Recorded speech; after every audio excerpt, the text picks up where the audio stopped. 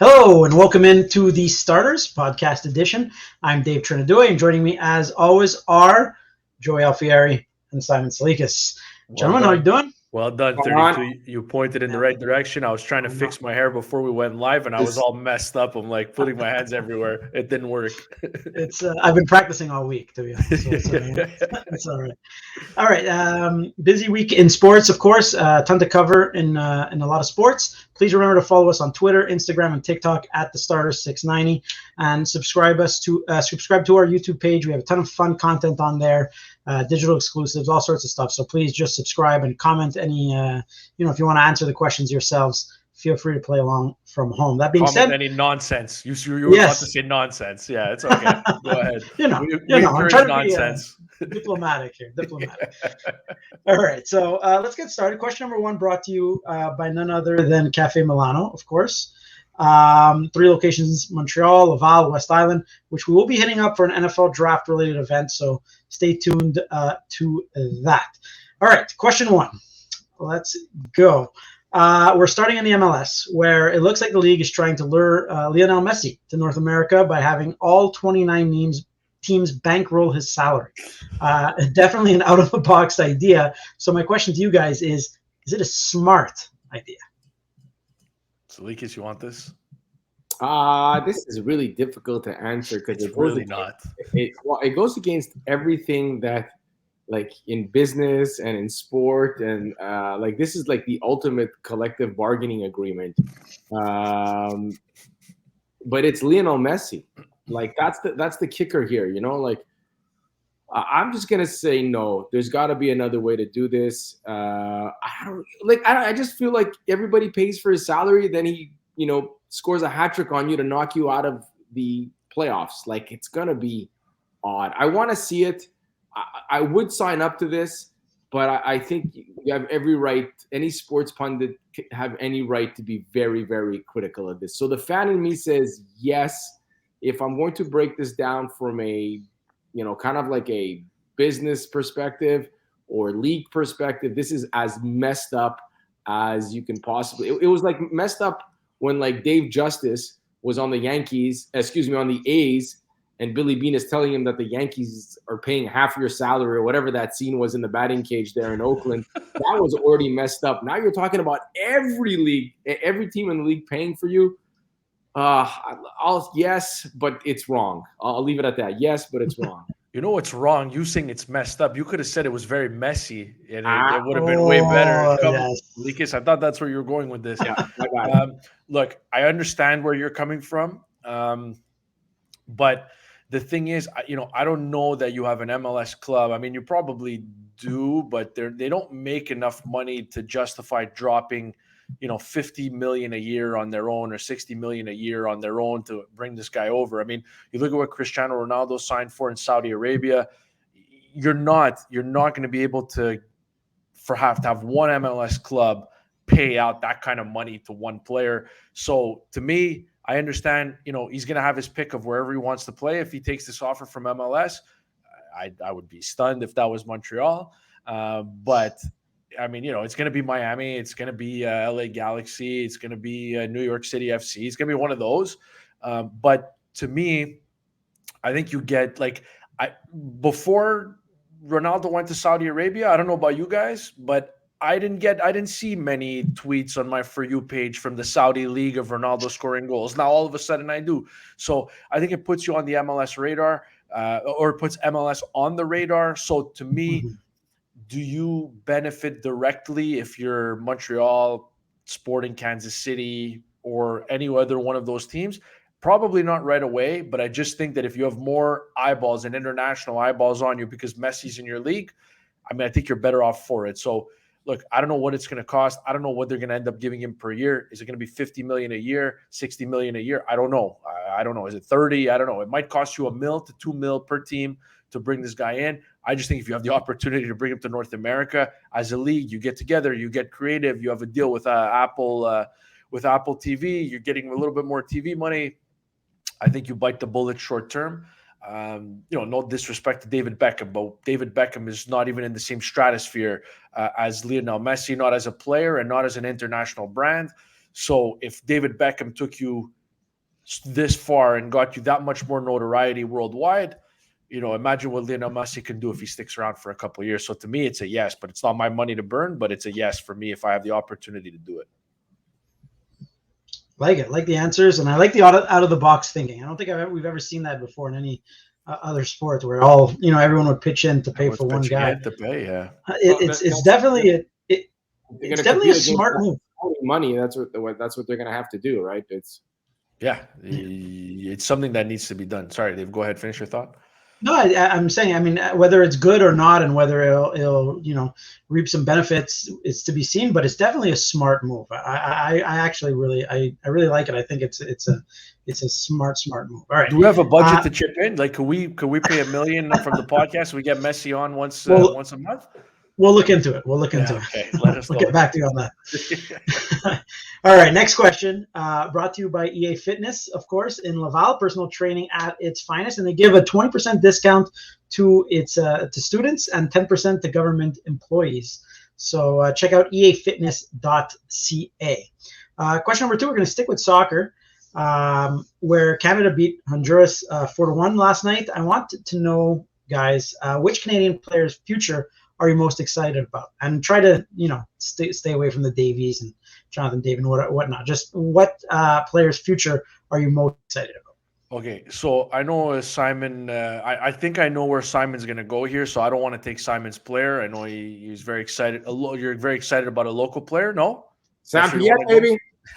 I love Sam. Shout out to Sam Piet, but I don't think that's where you're going. So I'll leave that one to you. Even though, anyways, I'll just go with my answer. I don't think he's quite there with the Davids and the Davies just yet. But I don't think he's going to stay out at Club Brugge for very long. I think Tajon Buchanan, I think most people are aware of Tajon Buchanan now, but I really feel like he's a guy. I thought that the last World Cup was going to be his coming out party, but I do think that the further and further we go here, I think that at some point he'll be mentioned in the same breath as the other two guys that you're talking about, Dave. Like, I think that he's a guy who could potentially be sold to a big-time club for big-time money. And it's funny. Like, I remember calling his games when he was on New England, and I'm like, this is a good player. Like, I think this is a nice player. But I didn't think that he would be playing in one of the big time leagues in Europe. And I think eventually he's going to get there soon. So to me, the guy I'm most excited about going forward outside of the obvious, and I do think like Tajon Buchanan is starting to become obvious, but I'm going to go with Tajon Buchanan because I do think there's a big time sale in the future. And I think he's going to be a big part of the national team program for many, many years and many, many cycles. Yeah. I just watched him yesterday on whatever night that was, Tuesday night. Yeah. Just also coming in physically, right? Like when we first saw him, you saw him, Joy, before pretty much anybody with New England, was probably a very skinny young man. And as he went along in his MLS career, got to the Gold Cup with Canada, that was his coming out party. And then the qualifying. And then every time you see him, it just looks like there's 2, 3, or 4 or 5 more pounds put on him, more confidence. Definitely somebody to keep an eye on. I went and I watched that match yesterday. And the best player on the pitch, I'm not going to say by a mile, but Ismail Kone was absolutely ludicrous. Clinical. He was toying with people. I said this on Twitter. He left Montreal a boy. He came back to Toronto a man physically. Like, obviously, no disrespect to the CF Montreal. Like, he was going to have that physical progression as well. He's getting at that age where you can start putting on the weight and start putting on the muscles. But you go to you go to England and you're one step below the Premier League. It gets a little bit more serious with your training. And it just seems to me that he went there and he's become just, you look at him, a physical specimen. He can run away from people. He can knock people down. He did absolutely everything. Had a shot on target yesterday, had some pace on it. Distributed the ball, and he's 21, Joey? 22? He's gonna be 21 in June. I think I checked earlier today. 21 or 22 in June. Okay, so let's just say 21 in June. That's 4, 8, 12. That's 3 World Cups, like 3 World Cup cycles that he is going to be a prominent player. And I also believe that Alphonso Davies is the most gifted player that Canada has.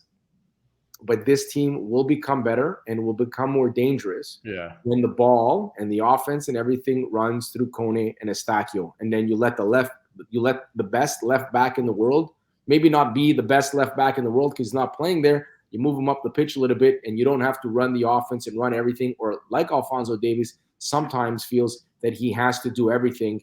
And that's the best thing about Ismail Kone. The kid is going to be a beast.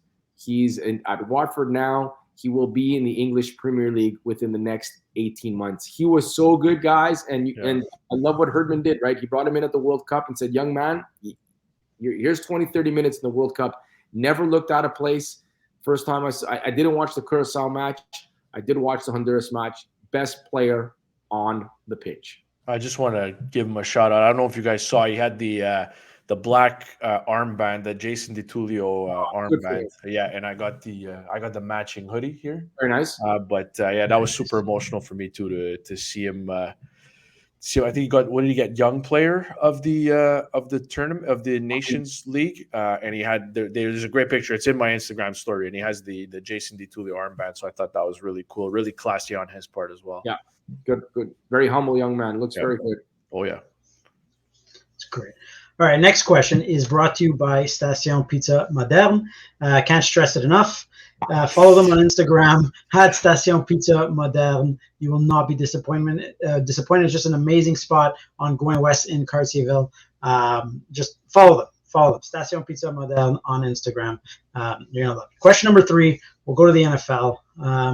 Where Lamar Jackson sadly has requested. Your Ravens are in trouble. Your Ravens are in trouble, Dave. I mean, he made this trade request, to be fair, way back on March 2nd, which was like 5 days before he got the non-exclusive franchise tag. But, it came out this week that that trade request has been made. So I just want to know, if you were Lamar, where would your preferred destination be? Ooh. Go ahead. Well, I think if he goes to the San Francisco, it almost becomes unfair. But I just don't think he'll go there. No. You can still trade out of. Look, now it's a trade, right? So you can move salaries and you can play with numbers.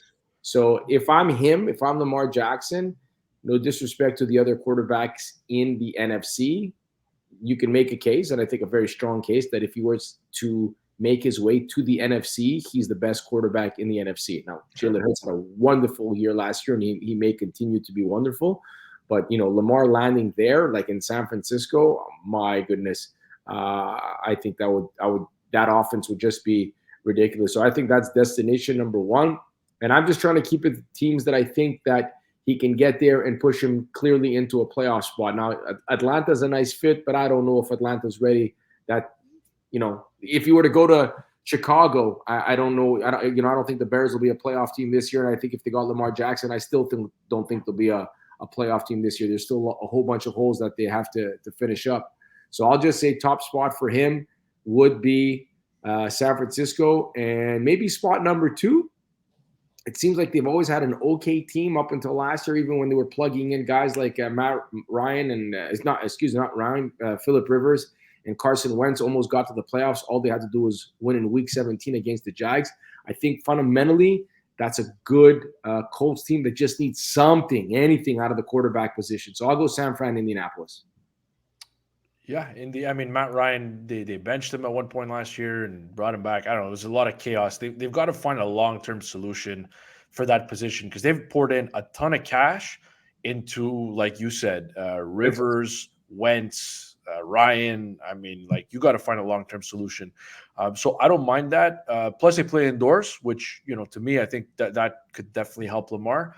I want to see a little bit of chaos. I know you threw this out there on Twitter. I don't think it's realistic, Simon. The Jets would be chaos. That would be absolutely wild, but I don't think it's realistic. I'm going to stick in that division, though.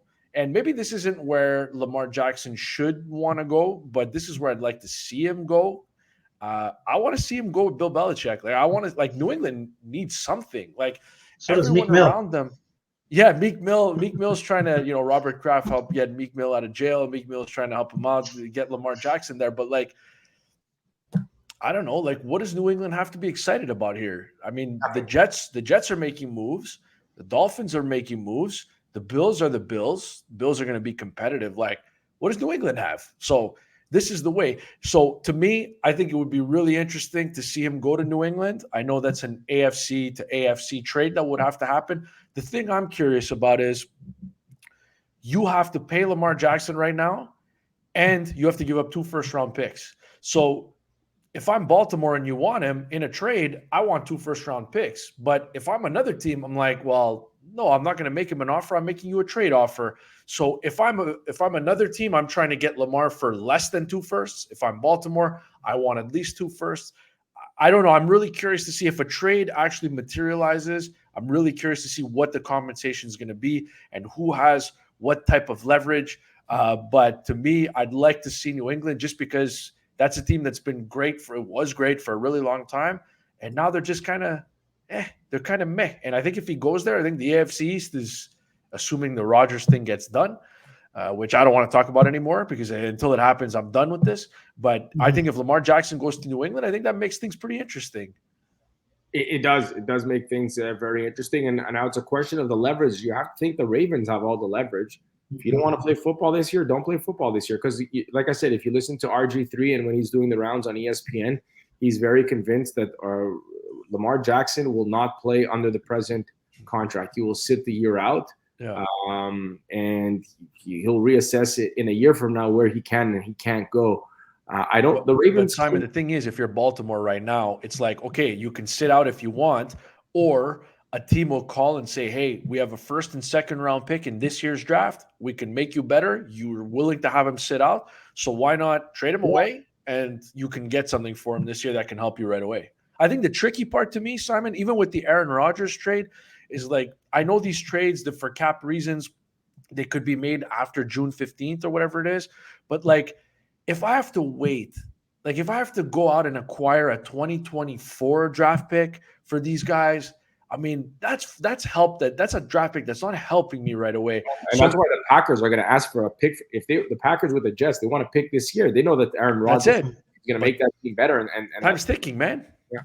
It depending on the day, it seems that somebody is holding the hammer. Depending on what story goes out.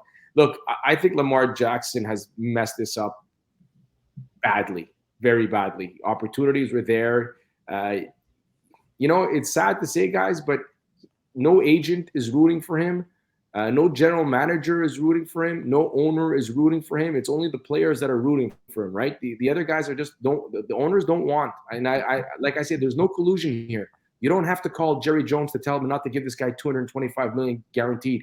Like if you want to Google collusion, kids, you go and Google Tim Raines in Major League Baseball. That was collusion. Whereas Lamar here, I heard that Mike Greenberg say this. He talked about Daniel Schneider and Jerry Jones buying their respective teams for $100 million,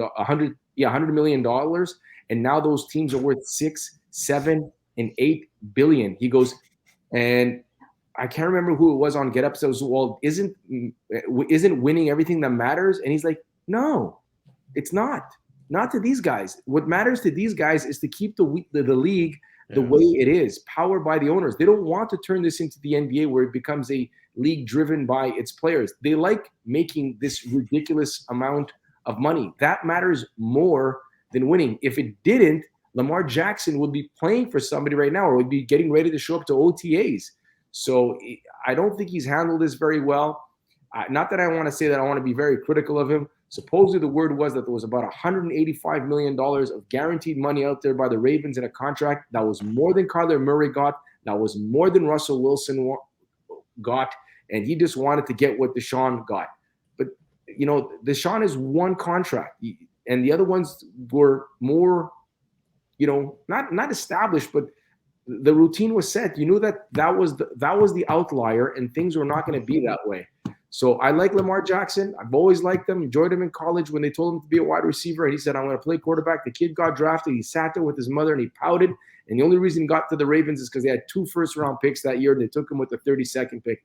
And the guy just came out and balled. But, man, it was $190 million guaranteed for you or whatever that number was, more than Kyler Murray, more than Russell Wilson, and you walked away from it. I'm sorry, but that's because he doesn't have representation. That's when you need an agent to tell you, hey, Lamar, it doesn't get better than this. And if we don't take this, then, come end of March, That Starters podcast is going to be talking about, question number 3 brought to you by Stacio Moderna, like where you're going to be traded to and where you're going to end up. And you don't want to go down that road. You want to be settled in here. This is the best deal that you're getting. Sometimes you need to hear that, and he's not hearing that. And they burnt that bridge. I'll just say this, 32, because I have a question for you. But I love that right when John Harbaugh sat at the that's when he tweeted. He had a media availability. Like he sat down in the chair, and then Lamar Jackson hit boop, tweet. I asked for a trade on March the 2nd, whatever, by the way. But that's what worries me a little bit for Lamar Jackson is that, like, he doesn't seem worried. I don't really seem worried. Like, John Harbaugh, like, I've seen him on other places. Like, he doesn't seem like they asked him that during that, like, when's the best? He's like, as long as I know by 11:30 a.m. week 1, like, it doesn't really matter to me. Yeah, and he's not going to come out publicly. Like, if you were to ask, you give him some truth serum. Like, he's, Tyler Huntley. I mean, no disrespect, but come on. I get it, but look, it's been how long now? It's been with Joe Flacco and Trent Dilfer. They've gone down this road, right? Bad example, but it's a franchise that has been able to pull this off. They were on the goal line. They almost beat the Bengals. Yeah, I know, but Lamar makes it better without question. But I just you got to know your ownership. Jerry Jones would have caved a long time ago. The Ravens aren't. Yeah, and it's been 3 weeks, and he hasn't. It's been 3 weeks, right, since they got that tag, and he hasn't signed anywhere else. Like, I don't know, the Ravens, to me, like, I follow a lot of people on Twitter that are within the organization. They seem cool, level-headed, like not as if they're not. It's just as if they're not going to blink at all. And that's what worries me a little bit for you better win next year. I'll say that. If you flop with no quarterback next year, I mean. Okay. And they went and hired a new offensive coordinator in Todd Monken. That his whole thing is built around Lamar Jackson. So, like, how like, it's just a strange situation to me, and it's worrisome if I'm Lamar Jackson. Percentage, Dave, that you see Lamar Jackson in a Ravens jersey again, what would you put it at right now? Man, I want to say I don't know if I'm optimistic, but I want to say like 65%, 70%. That he'll play for the Ravens again. Yeah, I think so. If a deal was to be made, if he was going to get traded, would it not have been done by now? Like, do you think that's it? That's what I'm saying. It's been 3 weeks. Let's wait till the end of April. Like, get it done. So, Arthur Blank came out and said, and he got blasted because he said that, it's not the same thing as Deshaun Watson. And what, the salty dog, what he meant to say was that he's missed something like, 5 or 6 games each of the last 2 years. I think he's missed like 32 or 38 percent of the games the last 2 years. And we can talk about him about the league MVP, but there's a statute, there's a limitation about when you would be MVP. Like, Patrick Mahomes and Aaron Rodgers have won MVP since the last time you won. Again, love the guy, love the player. He's a difference maker. He has an incredible winning percentage. He's a lot better than people give him credit for from the pocket, but he messed up here. We'll see. We'll see if he's serious about holding out. If he's serious about holding out, I think I put it at 20% that he's coming back to the Ravens. Even then, that might be generous. Scholarships from big time programs, from big time. Yeah, because they didn't want to play him at quarterback. Go to wide receiver, and he's like, no. And it was Bobby Petrino, was that his name at Louisville? Yeah. Bobby Petrino, I think, is the name of the coach that said, I'll give you a scholarship and you'll play quarterback. And he went to Louisville, which is not a hotbed for NC2A quarterbacks, and he got it done. I completely believe that he will sit out the entire season. All right, well, that's depressing on a happier note, I guess. Next question is brought to you by Vivaldi, West Island's Primo Bring Your Own Wine / beer restaurant. Tell Steve or Dave that the Starters sent you. All right, guys. Time for some Habs talk. Busy week for the Habs. 4 games, some back-to-back action, and that includes the Flyers game on Tuesday night, where they randomly recalled Cayden Primeau from the Rocket and inserted him into the game, and then he's back with the Rocket now. So it's a simple question, guys. Why do you think Cayden Primeau got a start this week? Is it me or you? Is it me? Yeah, go ahead, Joe. Yeah. I think the obvious answer is that they want to see what they have here. Just they want to evaluate the goalie position. To me, I think Montembeault is here to stay. I don't know. I wonder if Jake Allen might be one of those guys. I mean, it's a reasonable contract that he's on. I wonder if he's one of those guys that they wouldn't mind, if they can get decent compensation for him, that one of the guys that they would move this summer. And if you can go a little cheaper with Primo and Montembeault next year, if you feel like he's ready, I think that there's something that they're into as well.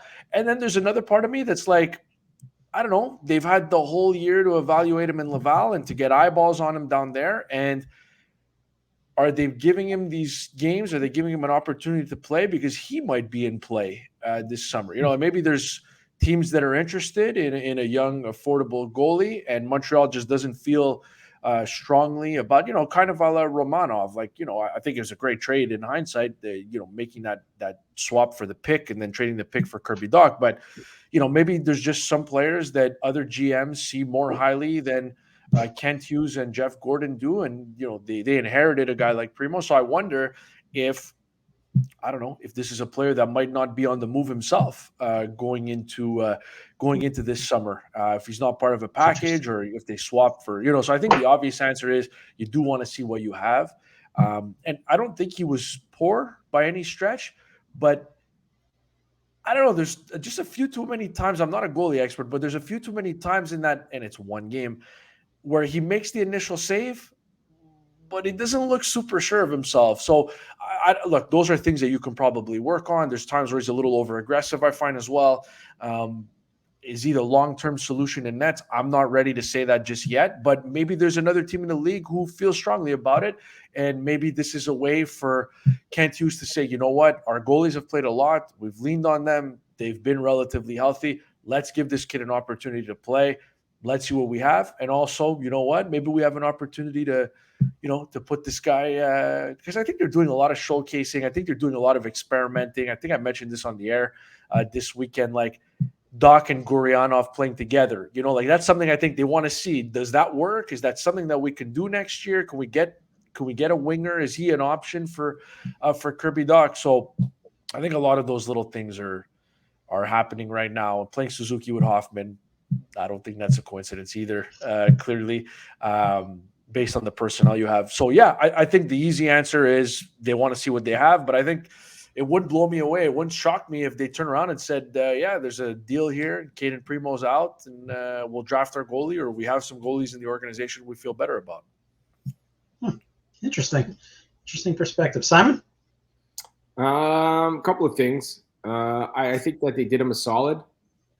Born in that area. I don't know if he was born in that area, but his dad, was a Philadelphia. Played there for a long time. Yeah, and his dad was a Philadelphia Flyer, so he spent a lot of time in that city. Maybe has family in that city, fan base that knows him in that city. So they did him a solid by playing him in Philadelphia. 1, 2, maybe the front office with 10 games to go, or a little less than 10 games to go, decided to go in on tank mode and just said Montembeault is good enough to go into Philadelphia and steal us 2 points. How could we throw a hiccup here? Send Primo up and have him play.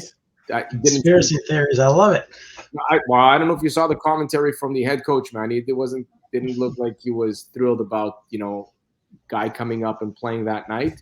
And then you've got I think that these guys they connect well with their players. Martin St. Louis had a couple of picks in there in the shootouts, the guys that would not be in on the shootouts unless, and I'm not saying that he's tanking at all. I'm not saying that at all. But what I am saying is, and he knows that it's a meaningless hockey game, and he's going to throw these guys a bone. Listen, you would never be in this situation if these points mattered, but they aren't. Go out there and see what you can do. And I think that's how you score points in a locker room. That's how you get guys to run through a wall with you. So I just think that with the Primo, they wanted to see him in the show. They wanted to get him a look. They got him against his dad's old team, maybe roll him up a little bit. And that's all. So a couple of reasons, nothing more than that. They know what they have in Cayden Primeau. I think so. We don't study the American Hockey League, but they can clearly tell the difference that who has it at the American Hockey League level and who can have it at the NHL level. So they know what they have. They just wanted to give him a look, maybe give Montembeault a night off as well. Nothing more than that. And then there's a decision that's going to have to be made about Cayden Primeau. And he's going to want to make that decision too. He's going to want to get a shot with another club in the NHL. We'll see. All right. Well, that shootout reference leads me to my next question. And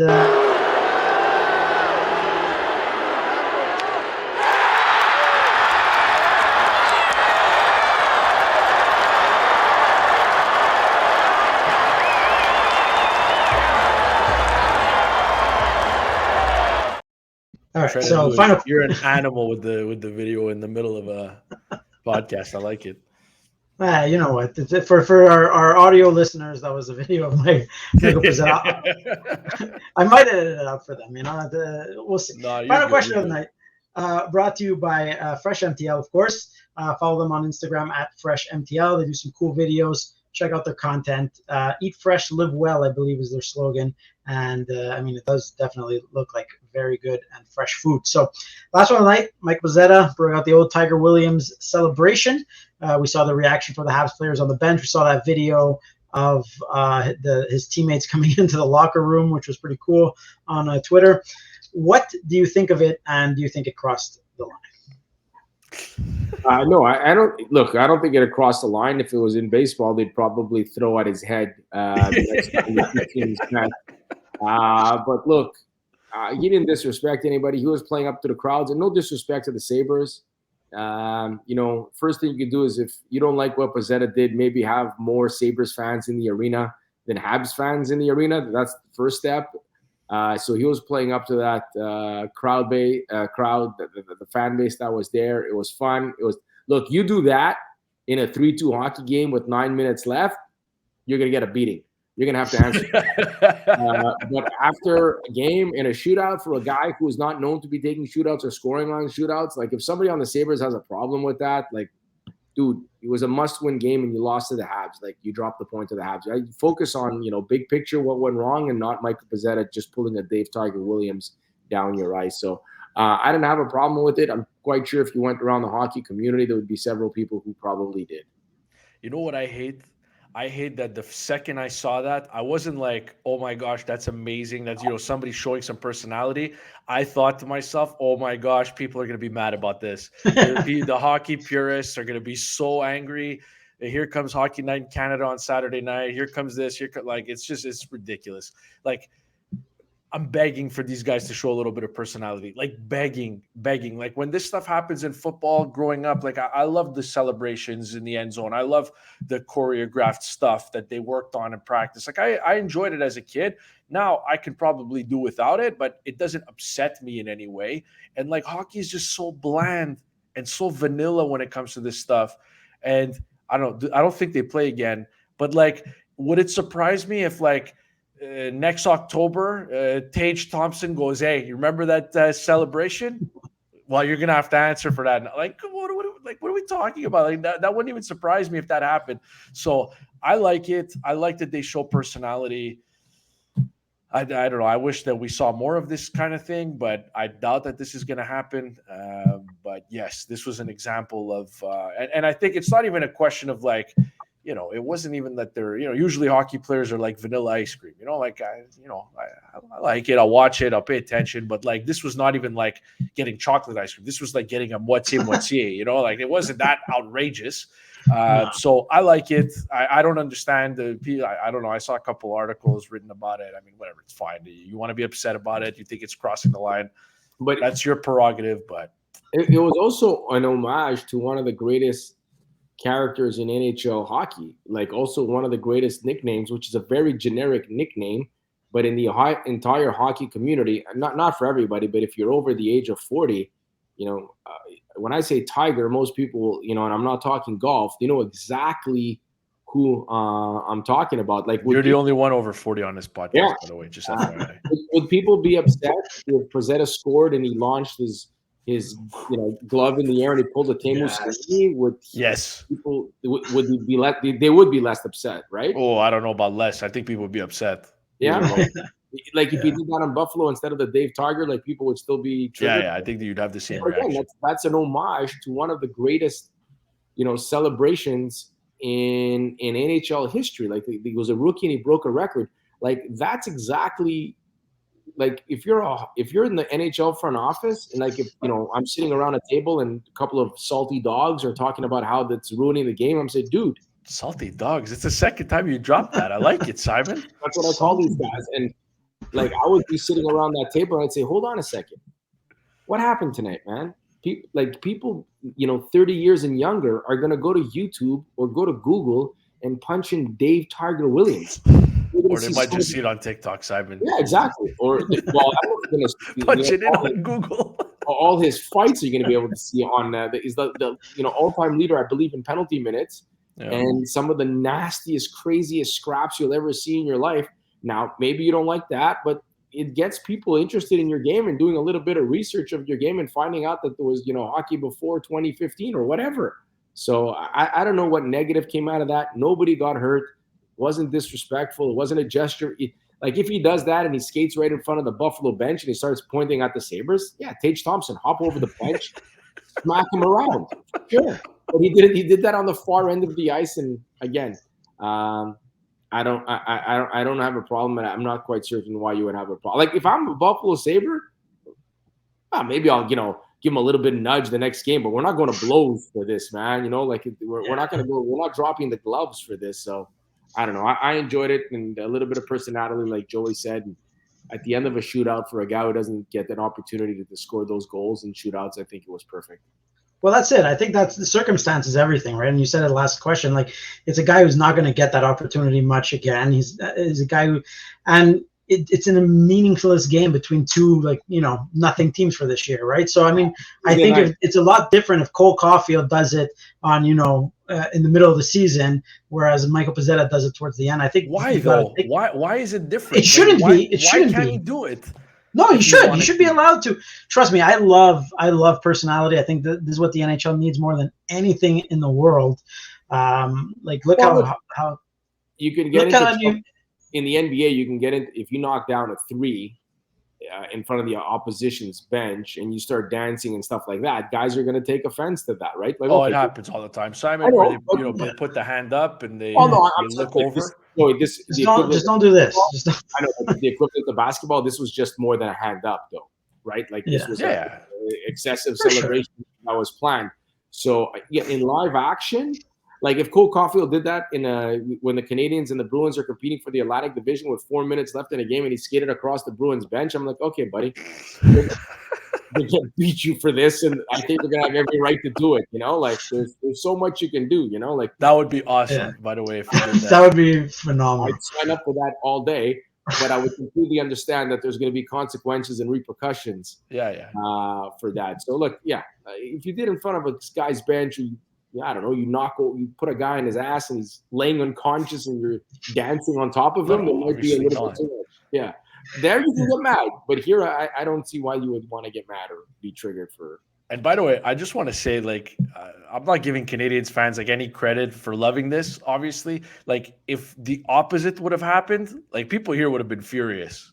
If Buffalo, if Tage Thompson, I know he didn't play, but if he would have scored a goal or somebody else would have scored a goal and done that, people would be like, "Oh, why don't you go after him? What do you do?" So I'm not giving any fan base any credit when their player. Brad Nate got back in the day. People would lose their mind. Listen, it seems kind of like the Sabres are the victims here. So if the Canadiens were the victims, obviously that's people would, for sure. But a good laugh on a Tuesday night, two teams that are unfortunately going nowhere. I thought it was great. Exactly. All right. Well, thanks, Joe. Thank you all to those who are listening. And check us out every Saturday, Sunday on TSN 690 from 7 to 9 and follow us on any social media platforms at Stars 690. Thank you, boys. Ciao, boys.